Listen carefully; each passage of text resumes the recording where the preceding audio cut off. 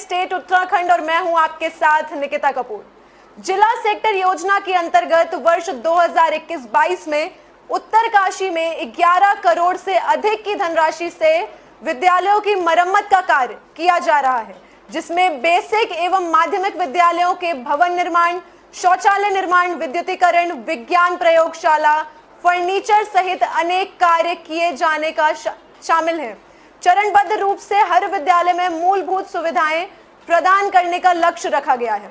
जिलाधिकारी श्री मयूर दीक्षित ने कहा कि शिक्षा के क्षेत्र में सर्वोच्च प्राथमिकता के तहत कार्य किए जा रहे हैं।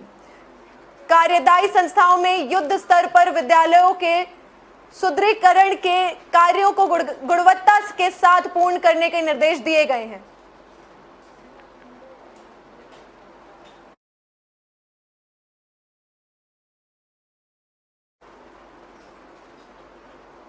उत्तरकाशी में आज भारी बारिश के चलते मोरी बाजार में मलबा आ गया, जिससे मोरी स्थित कुछ दुकानों में भी मलबा आ गया। स्थानीय पुलिस द्वारा मौके पर जाकर रेस्क्यू कार्य किया जा रहा है। यातायात को जेसीबी की सहायता से सुचारू कर दिया गया है। राहत की बात यह है कि किसी प्रकार की कोई भी जनहानि नहीं हुई है।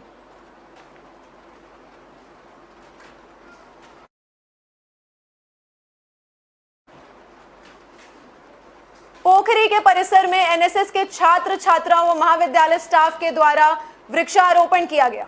छात्र छात्राओं ने छायादार, फलदार व औषधीय पौधों का वृक्षारोपण किया। पौधे की सुरक्षा व उनमें खाद पानी डालने की जिम्मेदारी विद्यालय से गठित छात्र छात्राओं की टीमों को दी गई है। आज महाविद्यालय में एनएसएस छात्र छात्राओं द्वारा स्वच्छता एवं वृक्षारोपण कार्यक्रम किया गया।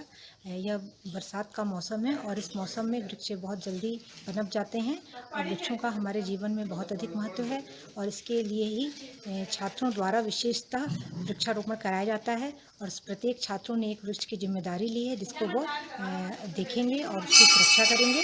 और यह सबकी व्यक्तिगत जिम्मेदारी है कि वह समाज में ज़्यादा से ज़्यादा वृक्षारोपण के लिए सबको प्रेरित करें और वह स्वयं भी इस कार्य को करें। विद्यालय में एनएसएस के तहत वृक्षारोपण का कार्यक्रम किया गया, जिसमें हमने फलदार पौधे, छायादार इमारती पौधे लगाए, आदि के वृक्ष लगाए और हर एक इंसान को, हर एक को बरसात के मौसम में पेड़ पौधे लगाने चाहिए, जिससे हमें ऑक्सीजन मिलती है, लकड़ियाँ मिलती।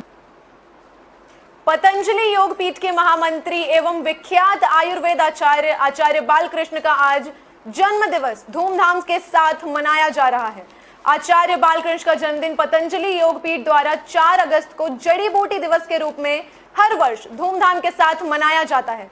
इस मौके पर योग गुरु बाबा रामदेव और आचार्य बालकृष्ण ने रक्तदान किया। योग गुरु बाबा रामदेव ने रक्तदान कर आचार्य बालकृष्ण को जन्म दिवस की शुभकामनाएं देते हुए कहा कि रक्तदान बहुत जरूरी है और हर व्यक्ति को रक्तदान करना चाहिए।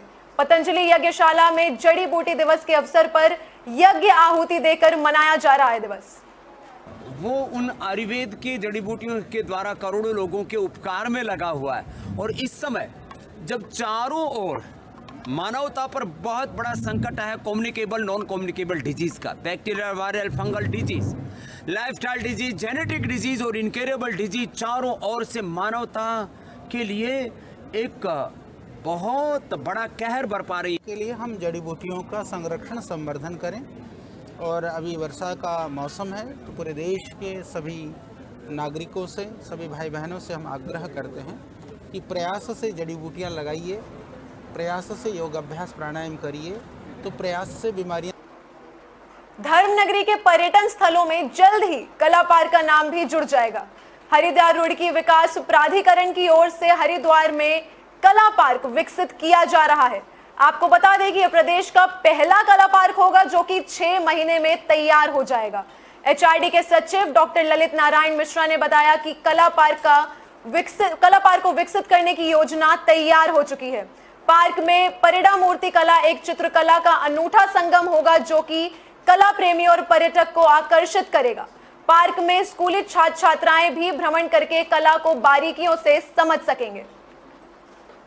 ये श्रद्धापुरम कॉलोनी हरिद्वार में हम लोगों ने प्लान किया है कि उसको हम कला पार्क के रूप में विकसित करेंगे। वहाँ पे हमारे एक बहुत श्रेष्ठ मूर्तिकार परिड़ा कला केंद्र वहाँ पर मौजूद हैं, उन्होंने भी हमें ये एक आश्वासन दिया हुआ है कि अगर आप इसको डेवलप करेंगे तो हम यहाँ जो भी बच्चे आएंगे उनको हम ट्रेन करेंगे। तो हरिद्वार के लिए एक बहुत बड़ी उपलब्धि होगी और एक कला पार्क हमें मिल जाएगा। मैं समझता हूँ कि ये पूरे प्रदेश में एक अनूठा पार्क होगा। कई तरह की जो मूर्तियाँ बनती हैं, जिसमें मिट्टी की मूर्तियाँ बनती हैं, पत्थर की भी बनती हैं, और ये जो आजकल नए सिंथेटिक जो आए हैं वो भी बनाए उससे।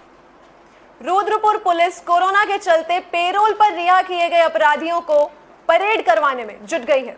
पुलिस अधिकारी ने बताया कि कुछ आरोपी चोरी, लूटपाट और अन्य छोटे अपराध के चलते जेल गए थे।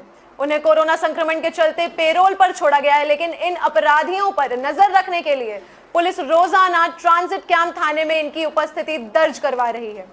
ये अपराधी रोजाना अपने आवागमन की सूचना थाने में दर्ज करवाते हैं। रुद्रपुर पुलिस पेरोल पर रिहा किए गए अपराधियों को परेड करवाती है। ये भी जो पूर्व में थाना क्षेत्र से चोरी, नकदजनी और मोबाइल चोरी, लूट इत्यादि जो है धाराओं जो जेल गए थे विगत 5-7 महीनों के अंदर, तो इन लोगों को अभी कोविड संक्रमण के चलते हुए माननीय न्यायालय द्वारा पेरोल पर छोड़ा गया है।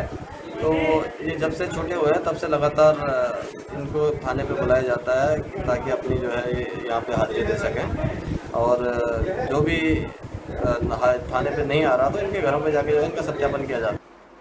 बाजपुर नगर पालिका में कार्यरत दैनिक वेतन कर्मचारी की चौथे दिन भी काम बंद हड़ताल जारी रही, जहां आक्रोशित 9 दैनिक वेतन कर्मचारियों ने 9 अगस्त तक दैनिक वेतन कर्मचारियों को स्थायी कर्मचारी नियुक्त नहीं करने पर 10 अगस्त को सामूहिक आत्मदाह करने की प्रदेश सरकार को चेतावनी दे दी है।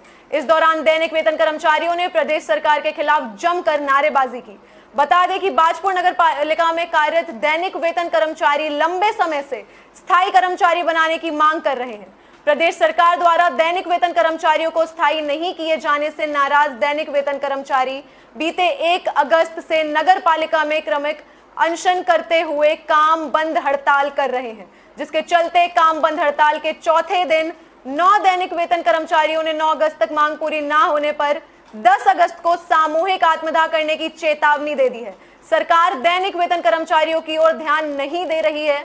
इस दौरान उन्होंने कहा कि दैनिक वेतन कर्मचारियों की आत्मदाह की जिम्मेदारी शासन प्रशासन की ही होगी। बिल्कुल सभी तैयार हैं। अगर 9 अगस्त तक हमारी अगर मांगे नहीं मानी जाती हैं, हमें परमानेंट नहीं किया जाता है, तो हम 9 के 9 कर्मचारी इसी नगर पालिका में आत्मदाह करेंगे। 9 के 9 कर्मचारी हम पीड़ित हैं। 32-33 वर्ष हो गए हैं, हम बुढ़े हो गए हैं। हम यहाँ पे जवान लड़के आए थे और आज हमारे बच्चे शादी के लिए हमारे पास कोई ऐसी धनराशि इकट्ठी नहीं है जो कि हम अपने बच्चों की शादी कर सकें। इतने परेशान, इतने पीड़ित हैं हम। सरकार बिल्कुल करवट नहीं ले रही है, बिल्कुल नहीं सुन रही है, बिल्कुल अनदेखी कर रही है। इतनी हमने ज्ञापन, इतने संदेश, इतनी चिट्ठियाँ मौखिक और लिखित रूप से भी हम भेज चुके हैं वहाँ पे, लेकिन हमारी कोई सुनवाई नहीं हुई अभी तक। हमारे सारे जितने कर्मचारी हैं सब ये बुजुर्ग हो चुके हैं, इनकी दाढ़ी बिल्कुल सफ़ेद लाल, बिल्कुल सब इतने दुखी हैं, इतने पीड़ित हैं कि हम सिर्फ आंसू निकलने की देर है, इतने परेशान हैं हम।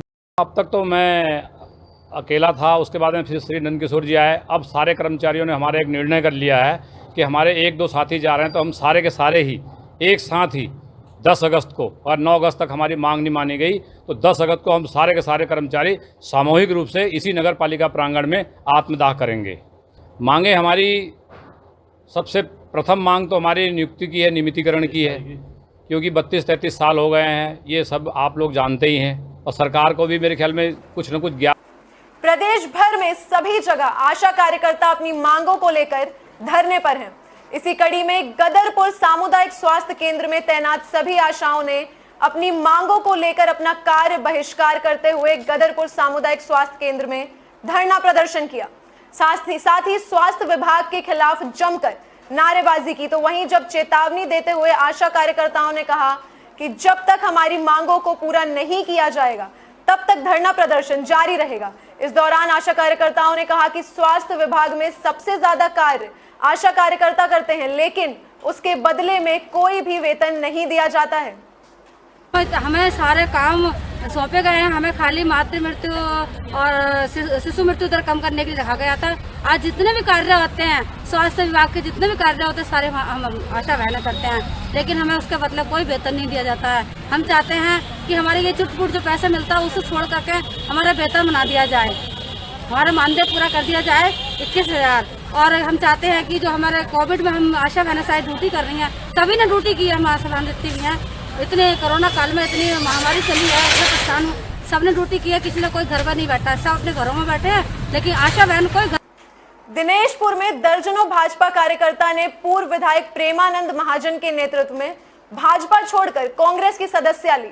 तो वहीं पूर्व विधायक ने कहा कि कांग्रेस में शामिल हुए सभी कार्यकर्ताओं को फूल माला पहनाकर स्वागत किया। इस मौके पर पूर्व विधायक प्रेमानंद महाजन ने कहा कि साथ साथ कांग्रेस के वरिष्ठ नेता गण भी मौजूद रहे। वहीं प्रेमानंद महाजन ने कहा कि भाजपा की जन विरोधी नीतियों एवं काले कानून व लगातार बढ़ती महंगाई और बेरोजगारी से सभी परेशान हैं, इसीलिए 2 दर्जन से ज्यादा युवा भाजपा छोड़कर कांग्रेस में शामिल हुए हैं।